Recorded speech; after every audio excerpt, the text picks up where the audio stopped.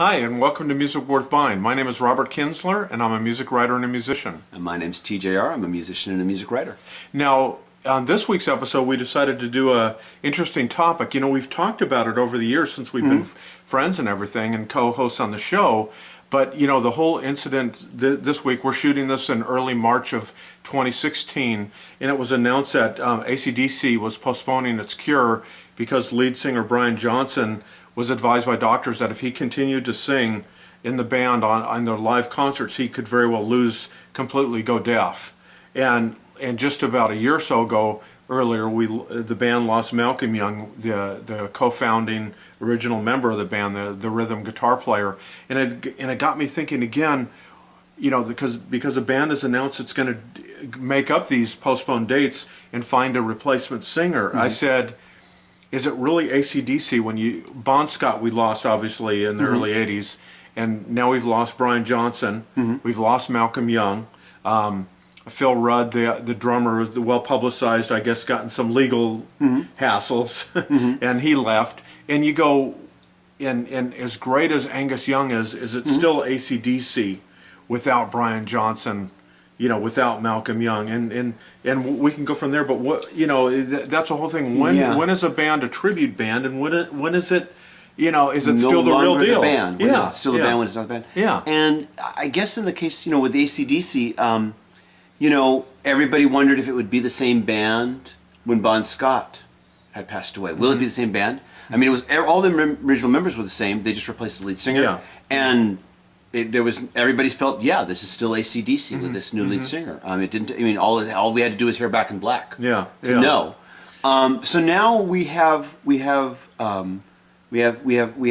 just the original lead guitar player, and the bass player. Right, and the bass player. And that's it. And that's it. And I guess it's the nephew, and I want to say Stevie Young. Okay. Right, and he replaced Malcolm when he. So I mean, it is kind of, there is still family there. It's definitely a tight knit group, but it's just that he's so iconic. You know, not only his voice, but also just his presence on stage. I saw the band at Coachella, and then when they played at Dodger Stadium, and you know, there was that, and then, you know, pile onto that maybe for the discussion. I just read that in because of the band's 40th anniversary since their first album came out, Boston's going out, and I know we had talked, and I go, so they're going out without Brad Delp, and then you know, Journey has replaced their singer, and I go, and then I turn it around and I go, would anyone go see U2 if either the Edge or Bono left? I don't think it would carry the. You're not going to see them playing the Rose Bowl and filling up a stadium without Bono, you know. I think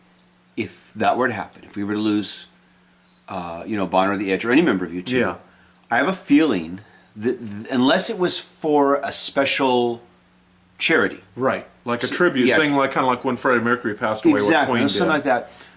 I have a feeling that U2 would go the way of Led Zeppelin. You know, after John Bonham died, they said we can no longer continue as we are. It's one of the things I've really respected Led Zeppelin for. And I do too. You know, I mean, the thing is I think they could have replaced the drummer back in 1980, and found a great drummer and continued on as Led Zeppelin. I think they could have done it, and in time we would. Yeah, this is still Led Zeppelin. But they just said no. You know, there was something about, which was like a band. It's kind of like the Beatles. Ringo and Paul are not going to go out and call it the Beatles. No. Like the Who with John Entwistle gone and Keith Moon gone. You know, Roger Daltrey and Pete Townsend. I mean, it's not that they're terrible. I haven't seen them live since John Entwistle left. But, you know, I've seen them on like Jules Holland and this and that. They're definitely not terrible. But is it the Who? I mean, you know, and it is an interesting. You know, it's almost like.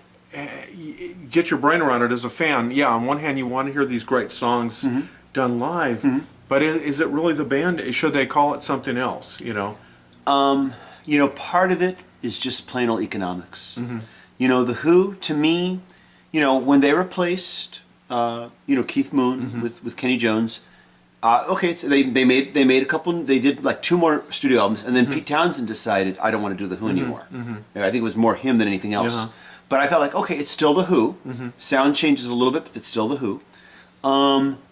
But once, and even when it was you know, when they got back together, and they really weren't making new albums. It was just, they were just basically doing tribute shows it was just them with another drummer, not Kenny Jones. I still thought, okay, it's still the Who, it's still the three of them. But once John Entwistle was gone, I really don't feel like it's the Who anymore. I feel like what it really is it's Daltrey and Townsend. But they don't want to call it that because, like you said, the economics, they wouldn't be able to play the major venues. They wouldn't be able to get the bigger ticket prices and that kind of thing. Yeah. People will come out more if it's called the Who than if they call it Townsend and Daltrey. Exactly. They're just going to. Exactly. Even though they're seeing the same show, they're just people are more inclined to go to see the Who. And I don't know, we come from a generation where fans knew the band members' names. Right. I don't know if the newer generation feels the same way, or they just I assume that whoever's going to go see the Who is going to be that older generation. You might get some young tag-alongs. But I assume it's going to be just the older generation. But then I haven't been to one of these shows. And with a band like the Who, like with the Beatles, is Keith Moon was such an amazing drummer that his drums themselves, his parts, were kind of a part of the songs. And John Entwistle, he almost did more lead work on his instrument than Pete Townsend did on his guitar. Absolutely. And that's why with the Who, I've always been troubled. And I, like everyone else, I went and saw the band after Keith Moon died because I do love the Who and love those songs. But you're like that. After Entwistle died, I said, "Is it time? Is it time to respect the legacy of the band?" And that's what I think. That's on this seesaw. And I would say the same thing with AC/DC. I know on one hand, hey, fans bought the tickets for these huge stadium shows. They don't want to give some. That makes perfect sense. It does. But I would really encourage AC/DC if I was their manager or somebody close in that family band, I would say, now might be the time not to go out where you almost become an embarrassment at the end of your career. You've done all these amazing albums in the 70s, the 80s, the 90s, and their latest album I thought was fantastic. I had it in my top albums of last year. I do thank you very much for turning me on to it. It's amazing. It is, yeah. And maybe Brian Johnson, maybe they do something where he can still in the studio. It sounds like him playing these concerts where the decibel level is beyond deafening. That is something he doesn't want to do. But maybe they can still do recordings and this and that. But maybe there comes a time where a band should say we're going to honor our legacy. Fans do have these great memories. They have lots of DVDs and Blu-ray performances of some of our great concerts. Maybe that's the way to leave it. And like you said, you bring up a good point. They do have an obligation to do these shows. They don't want to disappoint fans. So I totally understand. We'll get another lead singer. We'll finish the tour. I think it's okay to still call it AC/DC there because they're fulfilling this, this demand. Yeah. But once that's done, given where they are, like you said, it just depends on where they go after what they decide to do after that. Do they decide, okay, if we perform, we're really not going to call it AC/DC anymore. We're going to call it, we'll think of some other name, but if we release an album, if and I'm sorry, it just flew out of my brain. If Brian Johnson can do the album with us in the studio, if that's safe for him to do, we can still release an album, call it AC/DC. Especially given at the age that they're at now. Where you don't know how much longer they're going to keep doing this anyways. And I understand, like I said, Angus Young is still unbelievable guitar player. I mean, in concert, he still brings it. Just like Springsteen still brings it, Neil Young still brings it. But let's skip around. What do you think of the thing with Boston? And I know it's Tom Schultz, it's his music for the most part. I know you know a little bit more about the band there. But do you think a lot of casual fans, because Boston doesn't tour a lot, are they going to go thinking, "Oh, this is great, we're going to go see Boston," and then it's not Brad Delp, it's not some of the other original members, and I don't know how much they're going to charge for the concerts. I don't know what's going to happen, but do you think they should be, or do you think Tom Schultz should say Tom Schultz should go out solo? What are your thoughts on that? Tom Schultz doing the music of Boston. Yeah. They've already been doing that now for a while anyways, and I don't think casual fans don't care. Yeah. They just want to hear those hits. Okay. And they've already, for a long time now, not had the original members, and for a long time now, they've done albums without Brad Delp. Yeah. So they've done albums without Brad Delp, they've toured with him, they've toured without him. So it almost sounds like you're saying that there's been this shifting thing where bands don't necessarily have to have the lead singer, kind of like Foreigner now has replaced Lou Gramm and things like that. It almost sounds like people, almost like with just like the rise of these, what do you call it? These cover bands, these tribute bands. Yeah. It's almost like there's been a shift where people just want to hear those songs, and if they sound somewhat like they remember them from the good old days, they're willing to live with that, and that's fine. You know, this is such a weird area because a while back, like Leonard Skinner. There's one original member. Yeah, Gary Rossington. That's it. Yeah. To me, it's not really Leonard Skinner anymore. Yeah. I mean, the music that they have released with the newer lineup members, depending on how much that shifts, sounds totally different. Yeah. Doesn't sound anything like the original. Yeah, Leonard like Skinner. those '70s recordings. Yeah, it doesn't sound even close. Yeah, yeah. To me, it's not really Leonard Skinner, but they're going to call it Leonard Skinner because that's what's going to fill the seats. And you do have a lot of casual fans. They don't care that Journey isn't doing anything new. They just care that guy in the front here, he sounds like the original singer. Yeah, yeah. He sounds like him. Yeah. And that's all that matters to them. He sounds like them. They don't care that Journey's not doing anything new. At this point, Journey is on the nostalgia band. I don't want to say tribute act, but the nostalgia act bandwagon, where they're just going out there for the nostalgia factor. There's money to be made, and I can't blame them for not making a new album. You can't blame them either because it'd be very hard to sell it. Yeah, it would be. Yeah, radio's not going to play it. Exactly. Radio's not going to play it. And not to cut you off, TJ, but when I interviewed the lead singer of the Fix, and this was a few years ago, he said and I've featured some of them on the show. They have some great. They have a great new album they did just a few years ago. But like he said, no one's going to, other than at the shows, no one's going to buy it. He goes, we have got to tour all the time. That's how they make their living now. Yeah. I mean, maybe they're getting some residuals from radio airplay or something like that, this and that. But really, basically, when it comes down to it, they need to be out on the road, playing festivals, playing, like I've seen them at the Coach House and I've seen them at radio festivals.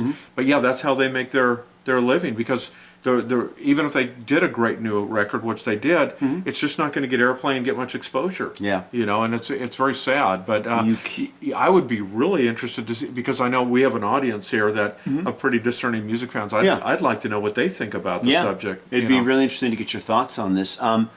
Queen, when they got together with Paul Rogers, they called it Queen with Paul Rogers. And that gave me a lot of... when I say comfort, I mean as if it's life and death. But I thought that was a great way to go. They're honoring the legacies of both artists, but saying, hey, it's not strictly Queen. It's not Bad Company. It's, Queen plus Paul Rogers. It was very classy of them to do that because it's not a slap in the face to Freddie Mercury. Exactly. It's Queen and plus Paul Rogers. So it's like, there's only two remaining members of Queen, and then we've got Paul Rogers, Because John Deacon had also cut out. He had retired from the band. Yeah. It was very classy of them. It's, I don't know, it's weird because also I know that Brian May and the drummer Roger Taylor. Roger Taylor. Oh, okay. He's not, I thought it was Roger Deacon. John Deacon was the bassist. Oh, okay. And Roger Taylor, and I think there's also a Roger Taylor in Duran Duran. That's what was confusing me. Yeah. That's what was confusing me, Andy Taylor was a guitar player in Duran Duran, but it gets really crazy. Duran Duran, I still called themselves Duran Duran after Andy Taylor left, but he left of his own. He left. He left. And they are still really great. Matter of fact, I've seen them with and without Andy Taylor, and I would say he almost looked, when I saw him, he looked like he didn't really fit in with the band, and he was just interested, like he's a great guitar player, but he's not locked in with the other guys, and like when I saw Duran Duran at Coachella, and that was post Andy Taylor and stuff, they were incredible, much better than a few years before that, or a year before that when I had seen them with Andy Taylor.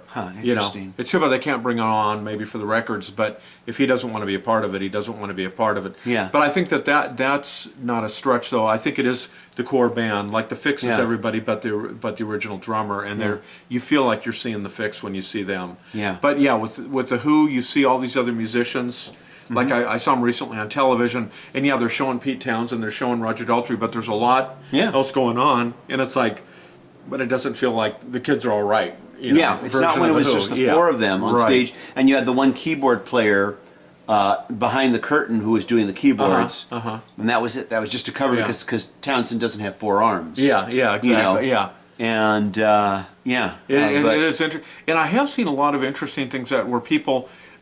And of course, this discussion's going all over. But when I recently saw Jethro Tull, because Ian Anderson can't hit all the high notes, he's still great on the flute. He still can do the low part. he actually brought in another younger artist he did some theatrical stuff, and he would sing some of the high parts, but it was worked in, and they've had, and I know you're familiar, like with Passion Play, they've had some conceptual things, and it worked for them. They obviously gave it some thought. So maybe what you encourage is that maybe bands, maybe if they need to bring in somebody, maybe they do it in a way where try to, do it in a way where it's something different, like you said, or maybe do the Queen plus Paul Rogers thing, where they're doing something like that, where maybe you slightly change it a little bit, But Roger Taylor and Brian May, Queen, have since toured, I believe, as Queen, and I think they had the One American Idol contestant, Adam Lambert, who, if anybody, can sing all those Freddie Mercury parts, it's him. Yeah, exactly. And he has that same kind of flamboyant, personality. I just saw some stuff on YouTube and was very impressed with it. And he's got an amazing voice. Yeah. And the thing is I guess maybe we are being way too selfish. Yeah. Maybe it's weird. Maybe the problem is not. Maybe the problem's with us, because when I think about it, if I was Roger Deacon and Roger Taylor and Brian May, I would be saying, hey, wait a minute. We've been here since the beginning. We have a right to still do this. We have a right to still come out here and perform. Yeah, we know. Freddie passed away. We're sorry, and the bass player left the band. He voluntarily left. We still have a right to call it Queen, as long as we have breath in our lungs. And so maybe maybe we're coming from this at the wrong angle. I don't know. Yeah. It's a weird thing, because like I said, why is it then that when I look at Leonard Skinner, I think, that's not Leonard Skinner. Yet when I look at the Rolling Stones, they've had some lineup changes. Yeah, they have. And they didn't ever really replace their bass player. Yeah, they just simply have studio guys come in to perform live. And they have regular guys that do it, but they don't, and they don't necessarily add them as full-fledged members. No, just they're like not. what they have with the keyboardist and what was his name, the sax player that they had for many years. And maybe the last thing to bring this discussion home, because I know we could talk about it all day, is that for all those years when Robbie Krieger and Ray Manzarek went out as the Doors, John Densmore stopped them from calling it the Doors. And what I will say is, whether they called it Doors of the 21st Century, or they called it Riders on the Storm, or I think they called it Krieger and Manzarek. I think the fans still came out because, like you said, fans of art, fans of these classic rock bands, or real discerning music fans like us, they know, and they're gonna, if they see Robbie Krieger and Ray Manzarek in concert, and sadly Ray Manzarek now is gone. But if they see that, they're going to know, they're going to read up, they're going to see, hey, they're going to do Doors songs, and they're going to probably do pretty good versions, and you're watching some of the guys that were a part of that. But again, that was when they were kind of had their hands tied. But I think fans, are going to go out and find them. I think, Graham Nash, if he's playing solo, people see Graham Nash, they go, hey, I know he's going to probably do some of the songs he did in Crosby, Stills, and Nash. Or if I see Neil Young, hey, he might do some songs he did in Buffalo Springfield. So I think I think as an artist, you have to have faith that, hey, if these songs mean enough to the fans, they're going to come out and see them performed, I will. But I think we could talk about this all day and night. All day and night. I will bring up just one little anecdote here. Okay. I remember, I don't know how many years back, after, of course, John Fogerty Creedence Clearwater Revival was done. John Fogerty was doing solo, and he was refusing to play any Creedence songs at that point. That's changed, but at the time he was refusing to do it. And some lady walked up to me, a friend she said, guess who I'm going to go see? I said, who? She said, Creedence Clearwater Revival. I said, how? Well, my husband bought tickets. How, though? What do you mean, how? I said, well, first of all, one of the Fogerty brothers has passed away. John Fogerty, who was the lead singer and wrote all the songs pretty much, is solo now and refuses to even play the songs. Who are you seeing? And she was like, and then she like pulled out like an ad, and I looked at it. It said Creedence Clearwater Revisited. Right. And I said to her, and it was written, the lettering was the same, and I said, this is either a tribute act, or this is the drummer and the bass player, and they can't call it Creedence Clearwater Revival. And the lettering was so exact, she hadn't even noticed. Wow. And she said, oh. And she felt so ripped off. She felt so ripped off. And she said, we couldn't even, me and my husband couldn't even afford this, but we really wanted to go see Wow. Creedence Clearwater Revival. Wow. And we bought tickets for this. Even though we felt we couldn't afford it, Yeah. we just felt it was worth it. Yeah, yeah.